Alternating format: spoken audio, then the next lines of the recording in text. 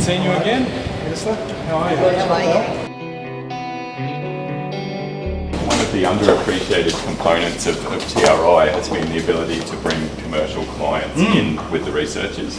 And it's been incredibly successful. So I think, two of the companies you would have heard of, so Vaxxus obviously had their roots here and then were able to move over to their own premises. And then one of the other companies was a company that Gene Tyson co-founded called Microba. It's listed on the ASX, about 130 staff. Nice. So really amazing group, and all of their science is done here. Wouldn't be where we are today without TRI. Like a facility like this where we can take academic research happening on that side of the building over to the commercial space has been so critical in the journey.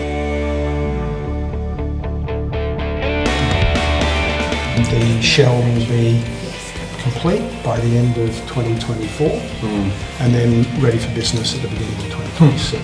Have manufacturing capability like GMP. So that will be phase 1, phase 2 clinical trial manufacture, which will then take the product across to the clinical trials facility and across the country and actually study the product in our community. So it's not just around devices, it's not just about vaccines, it's going to be...